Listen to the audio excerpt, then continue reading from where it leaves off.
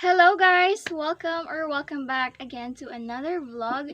Today guys, it's gonna be very different to my usual vlog. It's gonna be like a sit down talk to you guys because today I am gonna be sharing my senior high school tip or how you can survive your senior high school here, whether if you are like incoming senior high pa lang or like mag-grade 12 na, and if you feel like your grade 11 days doesn't feel like very hot, and I'm your big sister. Teach you the some tips on how you can survive your senior high school year.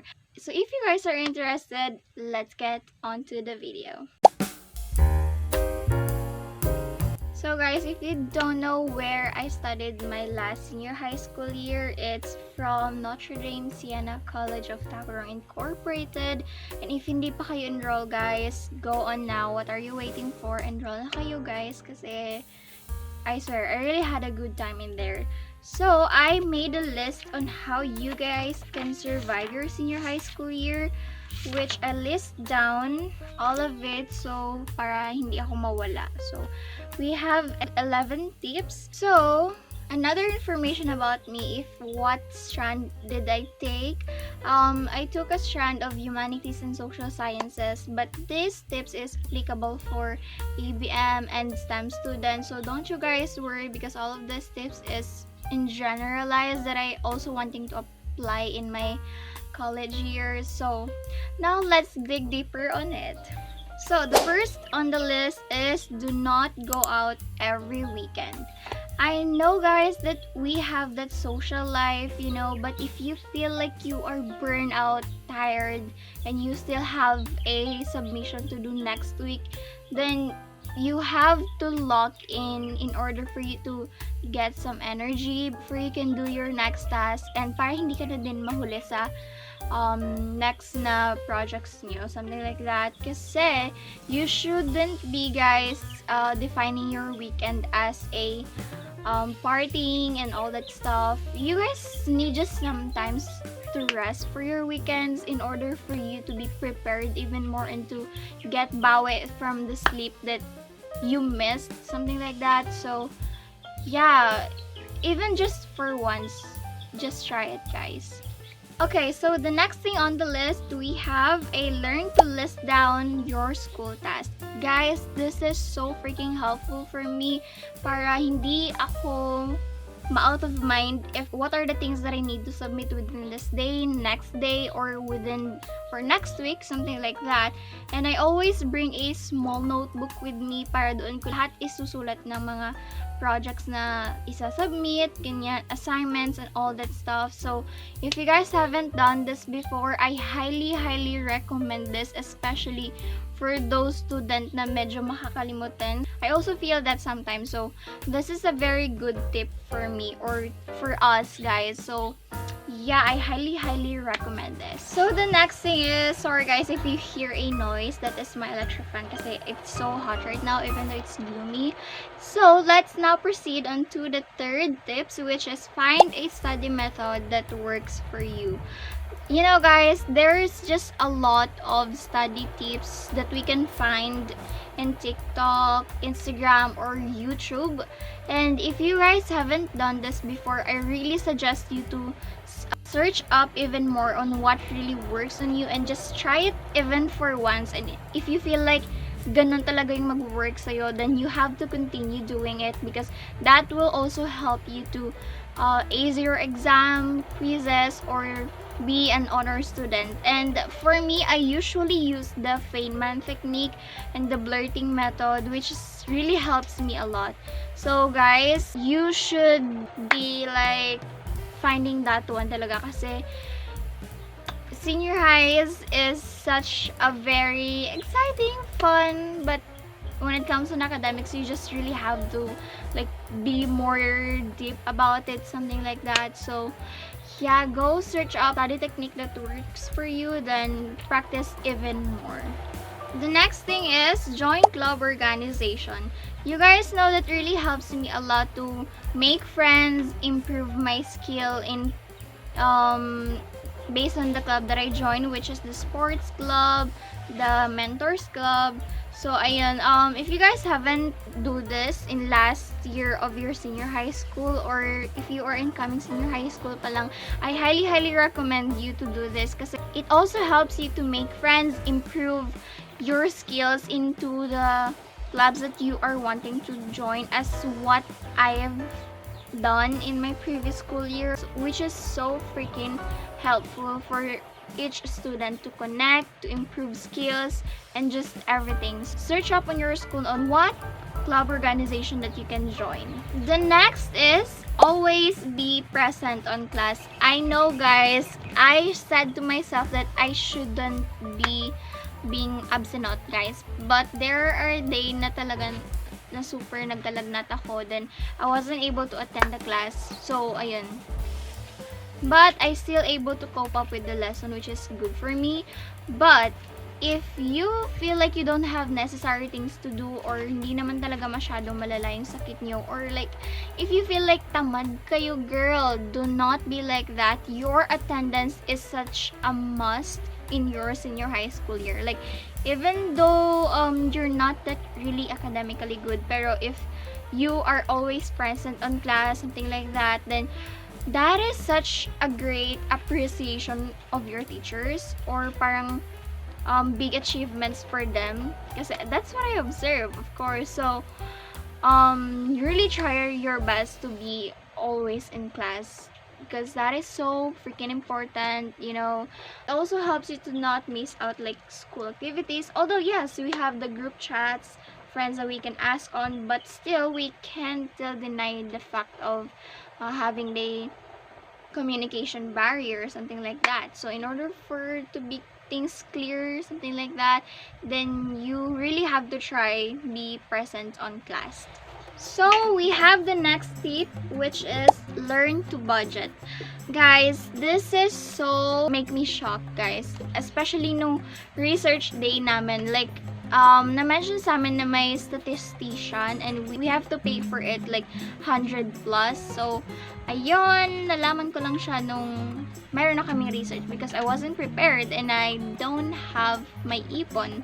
But I'm glad that my parents helped me, or my group mates, to contribute in each one of us in order for us to finish our statistician, para makaproceed na kami sa next sa process. So, para hindi na yun nga ulit mangyari sa inyo, guys, is you have to learn save a money. Even kahit piso, 5 pesos, that is so freaking helpful, kasi once na magdami yan siya, you couldn't just literally say na hindi lang pala to 5, you know, hindi lang pala to 10 pesos, because it's my own savings. So I can just, it just, you know, the feeling of having the money by your own, something like that. Learn to budget your money freaking wisely, kasi senior high school is so expensive. Your tuition fees, examination, project, and all that stuff. So as much as possible, learn to save money. I might also apply that into my college journey, so we can get through with it. So let's start our saving journey, guys, you know. The next tip is always take a notes. Guys, medyo nagulat ako when like the final semester na namin, kasi there are teachers that requiring us to have that note taking, something like that, in order for us to sign the clearance. So before that days happened, nagmadali akong magsulat on what I can just easily do para matapos ko agad yun, para mapirmahan na yung clearance ko. Kasi guys, I usually not take down notes, kasi I have my book lahat kompleto, and I have my pencil, then I just easily write down the keywords in there. So ayun na ngayon nangyari sa akin. There are teachers require us to submit the notebook, what are the taking notes, something like that, in order for us to sign the clearance. And para hindi yun mangyari sa inyo, guys, this is me telling you that you guys should take down notes para hindi na din kayo ma-hassle when it feels like your finals week na. So I highly recommend that. Even just a keyword or small notes about your discussion, that is such a very important thing. The next thing on the list is get to know your teachers and build a good relationship. You know, guys, sabi nga nila, teacher is your second parents at school, which is so freaking true. They will be the one who take a responsibility, emotional problems, something like that, then we can just literally lean on to them, which is so freaking important. And one more thing about this is, your teachers is not just basically a teachers. You can be friends with them, you know, and just really get along with each other. Para like if magkasalubungan kayo sa hallway, then just simply say hi, good morning, good afternoon, smile, and all that stuff. Then you would be just recognized if saang section na ba to siya. Parang nakita kita kanina, something like that. So like you know the thing of being like that, then even just a small conversation, that is so important na din, or like very countable na siya. So don't be scared, guys. You can do that. Your teacher is your best friend as well. So, you got this. Okay, so the next thing on the list, I know guys, I've mentioned this before after my graduation na, yung sa vlog na yun. But I will tell it to you guys, which is, the next tip is choose a group wisely. Yes guys, kasi in friendship, of course, there are still some people that we can didn't expect na he or she will turn out to be like this. And especially when it you have your reporting, groupings, presentation, research, and all that stuff. And yeah, research is not a joke job, you know. You guys need the teamwork in order for you to get done in your work, or para makaproceed kayo sa next step. Kasi if one person will only work that, the foundation wouldn't be successful. Okay, so the next thing on the list is to participate in school activities and build friendship. This is almost the same sa tip number 7, but this one, regarding with the school activities, syempre, your school has a different kind of activities. So, you have to participate whatever that activity is, kasi it helps you to get along with other people, get to make friends, something like that, and just really enjoy even more. If wala kang gagawin or puro vacant naman yung klase nyo, then try to make friends with other people. Kasi I know it's hard, you know, but really try to get out of your comfort zone and try to make the best out of it. You know, in your senior high school, you just not have to study at all, but also make some fun kasi it's part of studying naman. So yeah, I highly recommend to you guys do this thing kasi it helps you to become more closer to the people around you and have some more fun. And our last tip is to stay on your lane. I know that there are still some people that being kind of bida-bida, something like that. But, you know, if feeling mo hindi ka naman masyado kasama dun sa role na yun, especially when it comes on the class officers and all that stuff, or whatever areas you are, stay on your lane. Kasi, it really feels different when someone is asking advice on what he or she can do for this certain people, something like that.